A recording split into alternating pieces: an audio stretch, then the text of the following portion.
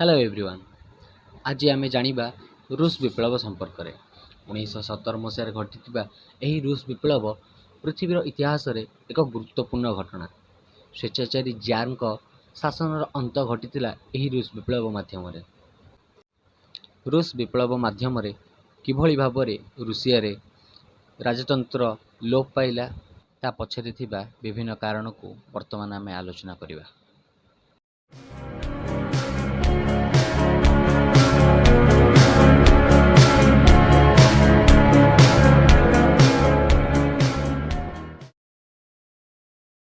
रूस विप्लवर प्रमुख कारण मध्यरु आमे प्रथमे आलोचना करिबा स्वेच्छाचारी शासन विषय रे। रूस रो राजा माननकु जार बोली कुहा जाय। एही जार मानक स्वेच्छाचारी शासन लोकंकु अतिष्ठ करि दैथिला। रूस विप्लव पूर्वरु प्राय 100 वर्षरु ऊर्ध्व समय धरी रोमानव वंशर 5 जन जार रूसिया रे स्वेच्छाचारी शासन चरम सीमा रे पहुंचाइथिले।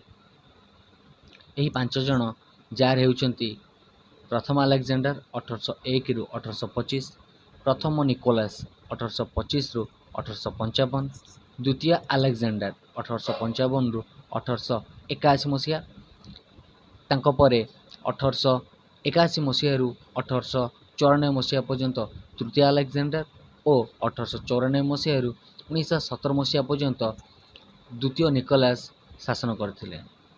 द्वितीय निकोलास को समय रे रूस विप्लव संगठित होइतिला। जार द्वितीय अलेक्जेंडर 1861 मसीह दासत्व मोचन और कृषिवृत्तीय प्रथा उच्छेद करथिले सुधा राजत्वर परवर्ती समय रे तांकर दमनमूलक नीति कारणरू एक आततायी द्वारा से निहत होइतिले।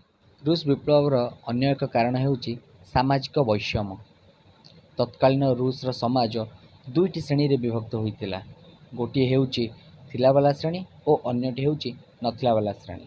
थिलावाला श्रेणी रे पुंजीपति और नथिलावाला श्रेणी रे कृषक और श्रमिक अंतर्भुक्त थिले।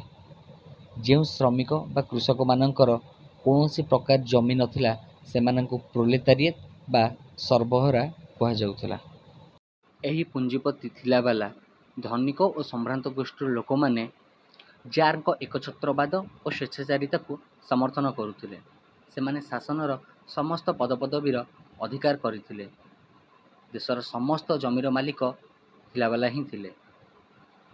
सेमाने समस्त प्रकार सुविधा और सुयोग को उपभोग करुथिले। नथिलावाला श्रेणीर कृषक और श्रमिक माने धनिक गोष्ठी अमानुषिकता शिकार हेउथिले। दासत्व प्रथा उठी जाइथिले सुधा गरीब मानक सामाजिक व्यवस्था रे किछि परिवर्तन देखा जाई नथिला। सहर रे रहउथिबा गरीब श्रेणीर लोक माने छोट छोट घरे रहउथिले और एक स्थानीय निशाद्रव्य भोदका प्रति आसक्त होइतिले। क्षुधा, अस्वास्थ्यकर परिवेश और निशाद्रव्य रे आसक्त होई गरीब लोक माने अकाल रे मृत्युवरण करुथिले।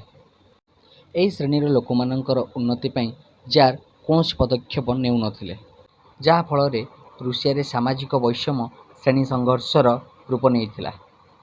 संभ्रांत और पुंजीपति माने निम्न श्रेणीर कृषक और श्रमिक मानकु शोषण करुथिले और विलासपूर्ण जीवन धारण करुथिले। एहा परे शिल्प विप्लव कारणरू अनेक श्रमिक निजर कार्य हराइथिले।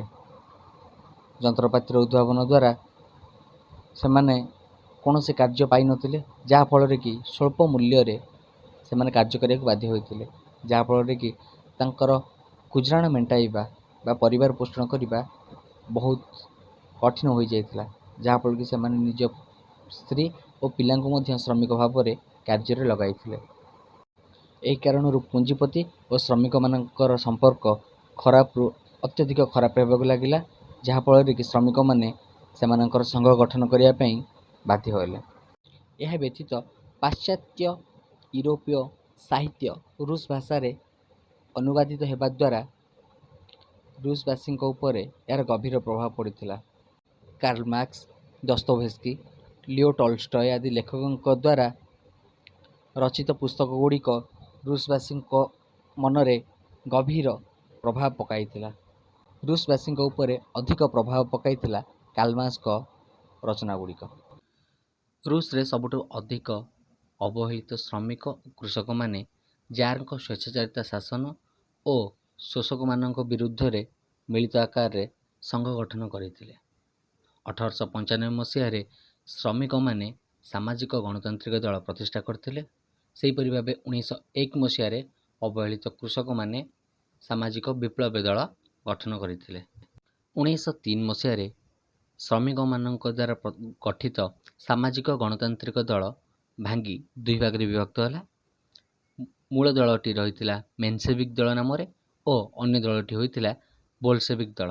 ଏହି ବୋଲସେଭିକ୍ ଦଳ ନେତୃତ୍ୱ ନେଇଥିଲେ ଲେନିନ୍, ଯିଏ କାର୍ଲମାର୍କ୍ସଙ୍କ ଦ୍ୱାରା ବହୁଳ ଭାବରେ ପ୍ରଭାବିତ ହୋଇଥିଲେ ଓ ଏହି ଦଳ ଚରମପନ୍ଥୀ ଭାବରେ ମଧ୍ୟ ପରିଚିତ ଥିଲା।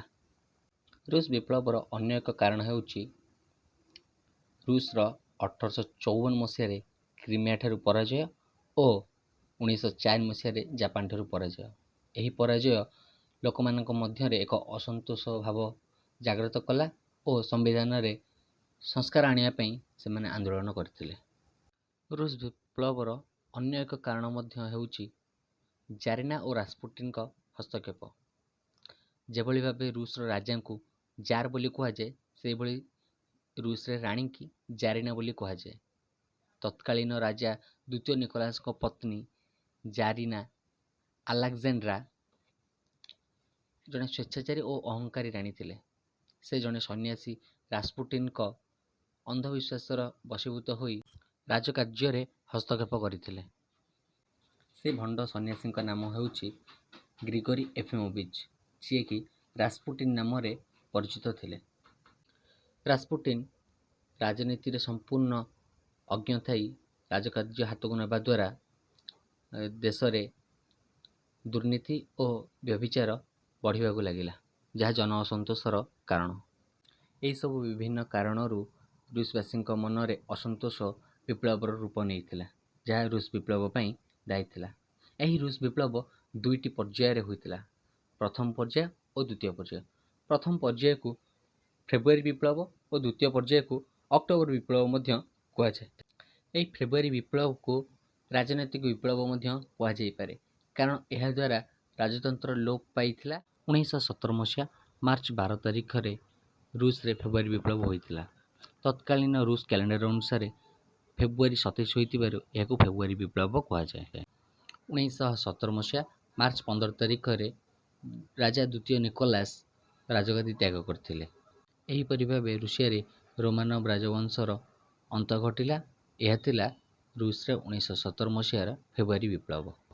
ଏହାପରେ ରୁଷିଆରେ ଏକ କାମଚଳା ସରକାର ଗଠନ ହୋଇଥିଲା। ତିନୋଟି ଦଳ ମିଶି ଏହି କାମଚଳା ସରକାର ଗଠନ କରିଥିଲେ। ଏହି ଦଳର ମୁଖ୍ୟ ଥିଲେ ଲୋଭୋଭ।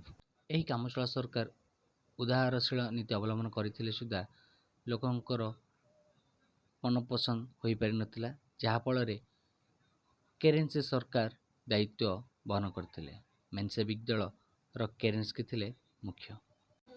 କେରେନ୍ସ୍କିଙ୍କ ମେନ୍ସେଭିକ୍ ଦଳ ମଧ୍ୟ ଲୋକଙ୍କର ଠିକ୍ ଭାବରେ ଦାୟିତ୍ୱ ନେଇନଥିଲା, ଯାହାଫଳରେ କି ଲେନିନ୍ଙ୍କ ବୋଲସେଭିକ୍ ଦଳ ଶାସନକୁ ଆସିଥିଲା ଏବଂ ଏହା ସାମ୍ୟବାଦ ଶାସନ ଥିଲା।